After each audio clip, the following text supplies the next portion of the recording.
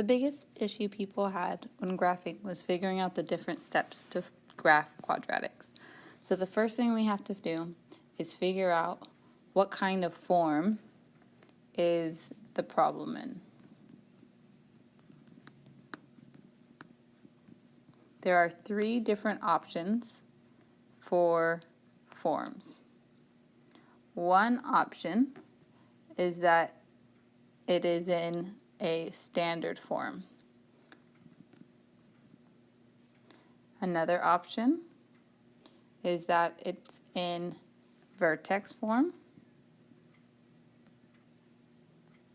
And then the last option is root or intercept form.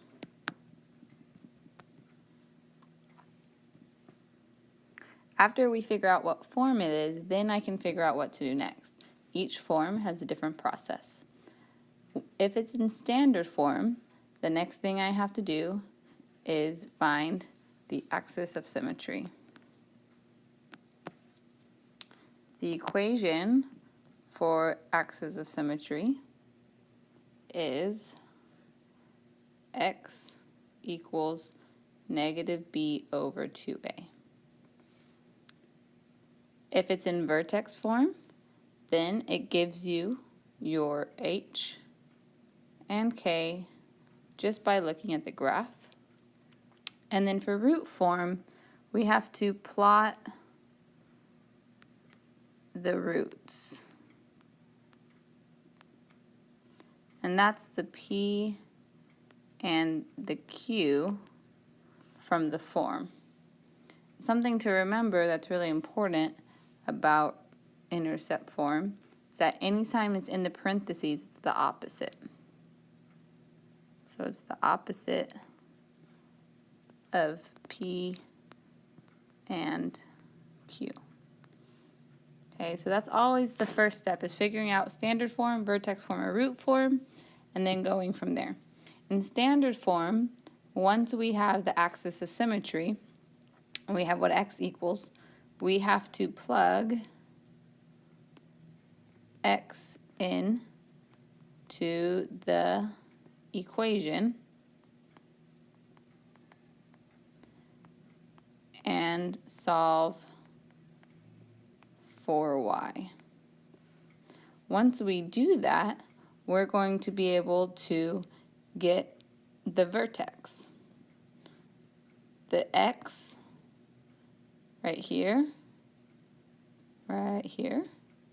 is my x value, and then this is my y value. So then I'm going to plot x comma y. That's going to be my vertex. Okay, and notice in vertex form, I already have that, so vertex form is really easy.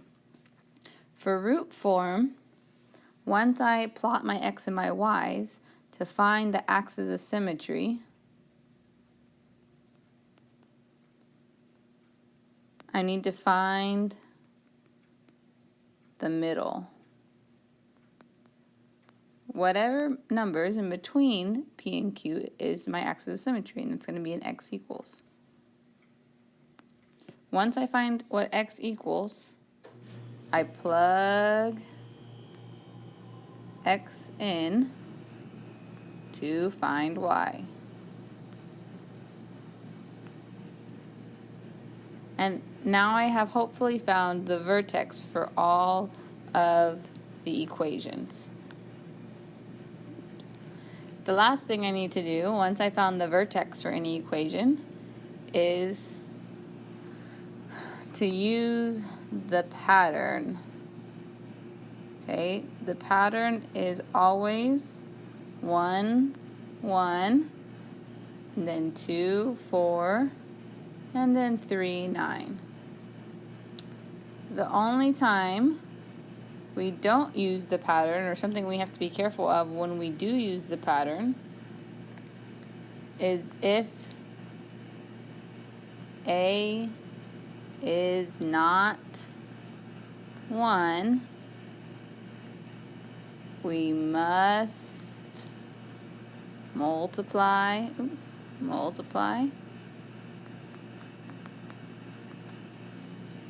all the second numbers by whatever A is. And that's how we get a stretch or a compression. The first step on being able to graph this problem is to figure out what form is it in. So I need to look at this equation and figure out, is that in standard form, vertex form, or intercept form? Because there are no parentheses anywhere, I know then that this is in standard form. And if I follow the flow box from the last slide, I know that my first step then is to find the vertex, or to find the axis of symmetry. So first I can answer these questions just by looking at the equation. My A is my first number, so that's 2. B is 4, and C is 3. I know right away that it's going to open up because my A is positive. So because it opened up, it'll look like this, like a upward parabola. So I can tell that my vertex is a minimum. It's pretty hard to see my y-intercept before I graph it, so I'm going to wait on that. Axis of symmetry. Okay, so that's our first step to being able to graph this problem. To do the axis of symmetry, I need to use the formula negative b over 2a. Okay, so if I look at my equation, the b is 4, and when I plug in 4 into a negative b, that's going to give me negative 4 divided by 2, and my a is also 2.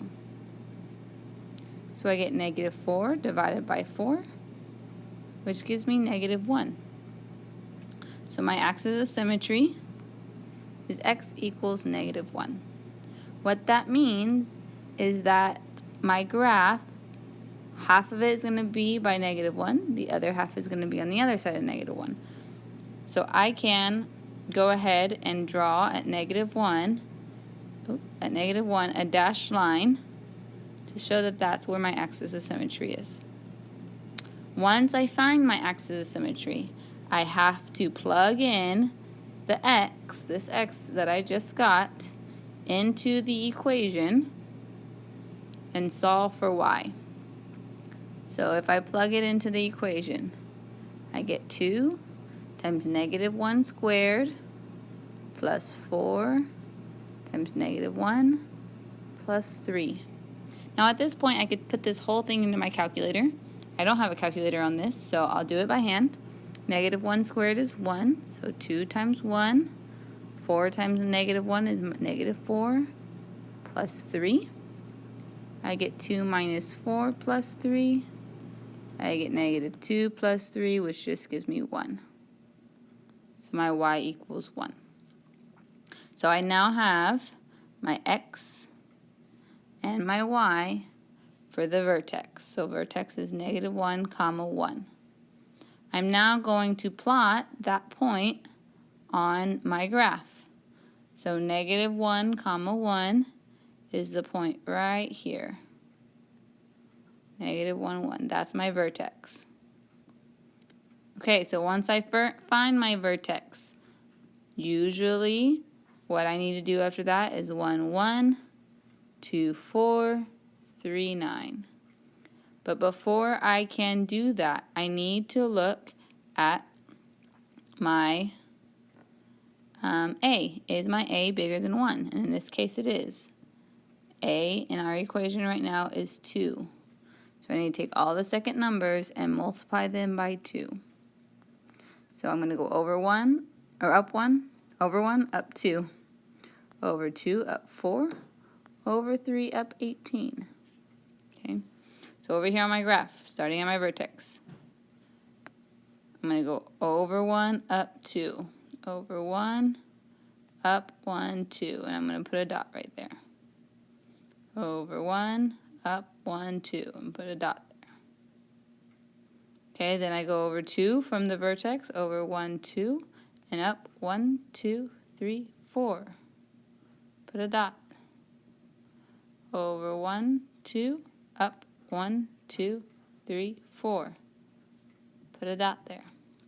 Now I can connect the dots. And I have now graphed it. So now I can see that my y-intercept is at 3. So again, my first step in graphing is to figure out what form is the equation in. This equation is in vertex form. And I can tell that because it has only one set of parentheses. In vertex form, my h and my k, here's the h, here's the k, are the vertex. And remember, inside the parentheses is always opposite anytime you have parentheses. So my vertex here then is 2, negative 4. So I can plot that point at 2, negative 4. 2, negative 4 is this point right here down in the bottom. My axis of symmetry, so the next question, is always x equals whatever the x value is. So x equals 2. So that means that the line at x equals 2, this dashed line, is going to cut my graph in half. To be able to plot points from my vertex, the pattern again is 1, 1, 2, 4, 3, 9, so forth. But I always have to check my a. So the a in this problem is negative 3. So I need to multiply these by negative 3. So I get 1, negative 3, 2, negative 12. So when I try to plot that over here, I go over 1, down 3. 1, 2, 3. Let's do it in red. Down 3, down 3. And I would run out of graph at that point, so it's going to go down this direction. All right, so roots. Roots mean where does it cross the x-axis? Well, my graph doesn't cross the x-axis, so I would write none. Y-intercept. The question is where does the graph cross the y? And it does cross the y eventually somewhere down here. Okay, I would have to go 12 down from this point. So starting at 4, if I went 12 down, that would be negative 12 minus 4. That would give me negative 16. Okay, you can also tell that this point is a max. You can tell that it's going down. Okay, the negative also tells you it's going down. That's pretty much it. That's how you graph a vertex. All right, so again, our first step is to figure out what form is our equation in. This one is called root or intercept form. The reason it's called root form is because there are 2 parentheses, and the numbers inside our parentheses gives us our x-intercepts or our roots. The first thing it asks us to find is our a, so that's just 1/2. P is the opposite of inside parentheses, so negative 4. And Q is the opposite of negative 2, so positive 2. So then where we go, we already have our x and our y-intercepts, or our x-intercepts, negative 4, 0, and 2, 0. To find the axis of symmetry, I have to find the number in between negative 4 and 2. So if I just draw really quickly a small sketch, 1, 2, 3, 4, and 1, 2. If I try to find the number in between there's 1, there's another 1, negative 1 is the number in between. So my axis of symmetry is x equals negative 1. Okay, so I just found what number is in between negative 4 and 2. To be able to find the vertex, I need to plug in my negative 1, I need to plug this number back into the equation. Okay, I have to plug it into all of the x values. So I have 1/2 negative 1 plus 4 times negative 1 minus 2. Again, once you have this, you can just put this in your calculator. You do not need to do it by hand. Since I don't have a calculator, I will. 1/2 -1 plus 4 is 3. -1 minus 2 is -3. So I get 1/2 times -9, which gives me -4.5. And you won't normally have decimals. We just ended up having a decimal on this one. So our vertex comes from this x value. That's going to go for x. And the y value that I just found, -4.5. We can tell if the graph opens up and down just by looking at it. This one's going to open up because there's no negative in my solution. It's really hard to figure out what the y-intercept is without graphing it, so we're going to graph it first. So here's my graph. I can plot the points -4 and 2. So -4 is right there and +2. And I know that my axis of symmetry is at -1 because it's right in the middle of those two. And my vertex is at -1, -4.5. So it's kind of right here in the middle. Okay.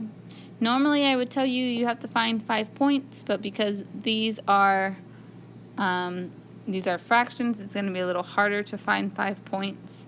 So our slope is 1/2. So to find that from my vertex, I would go up 1 and over 1, 2. So again, those are going to be fractions. And again, normally you won't get fractions. So here we go. Here is my parabola shape. Okay. Again, you can tell here that this is my vertex. It is a minimum. The graph is opening up. If we wanted to talk about domain and range, our domain is always all real numbers. Our range starts at the bottom, so -4.5 to infinity.